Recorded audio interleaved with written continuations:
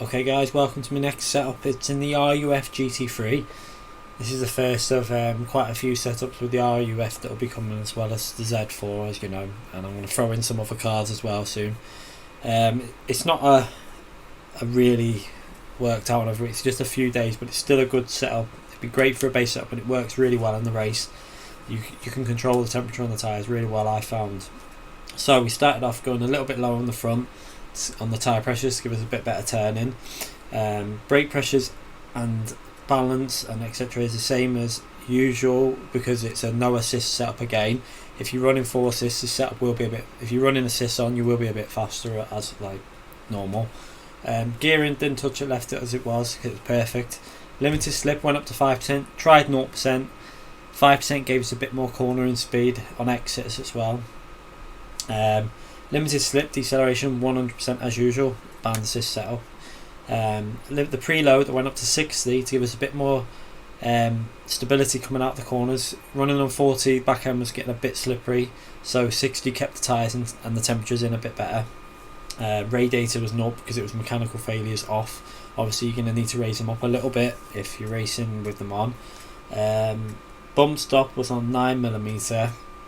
I tried lower, but the track was a bit bumpy, so I wanted it a bit higher, a bit more security on the corners for the bumps. Obviously with how bumpy Catalunya is, it's a very bumpy track. Suspension was middle all the way down. This car seems to react better for me so far on this track with it medium settings basically on the suspension. Ride height, we didn't slam it all the way down to the ground because again the track was a little bit bumpy. I didn't want the bumps kicking the back end out. We wanted a consistent setup for the race as well. I've got a good video coming from the race that this was featured in. I didn't win it because there was a bit of an incident at the start, but it was a good race. Had great fun, really good racing with the people I was racing with. Again there, the cambers 1.4 on the rear, a bit more stability, and we added a bit more on the front. Now downforce 0.2 I seem to find is the best downforce so far with this car. You can run more. Probably it might be a bit more safe if you're not as confident with the back end. Maybe add a little bit more rear, put 1.5 or something like that. But I found it fine on 0.2. Force feedback as usual, no difference to what I normally run. And then I'll quickly show you the summary. I'm going to quickly do a little run through the lap with you. So there was one mistake that probably lost me about 2 to 3 temps. The rest of the lap was reasonably good.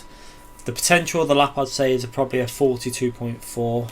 If you're running assists on, you may be able to get lower than that, maybe a 42 flat, maybe late 41s, I'm not sure.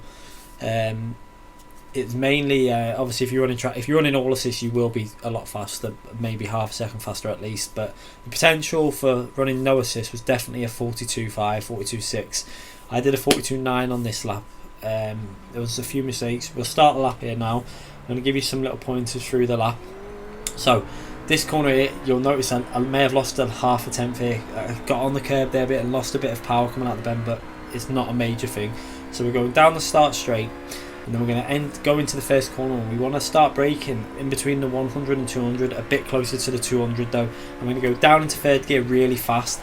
Don't go into second gear, keep it in third gear, keep the back end stable. Now just feather it round these bends and then flat hard on the power, and then you need to get into fourth gear and just lift off the throttle a bit, let it bite into that curb, and then power out and run as far wide as you can, just skimming the white line there. And then we're going to come into the braking zone where we brake just before the bridge, down into third gear again. Don't go into second gear, it just keeps the back end more stable. Then we can keep it in third gear, power out the corner, and then we're going to brake nice and early. As soon as you see the curb there, we're going to go down into second gear, and we're going to keep it tight on the inside, powering out the corner. Exit speed is so important for that bend. Now this is the bend that I made a little bit of a mistake. I didn't scrub enough speed off. Went down into third gear, but we ran a little bit wide, and on the curb you'll see the delta on the top right. We lost about a tenth or two. It goes down to 100th off, but you're going into this corner in fourth gear now. Skim the curb and get hard on the power. That'll help you get around the corner really fast. Then we're going to come into the braking zone where we're braking just short of the 100 yard board, or 100 metre, whatever it is.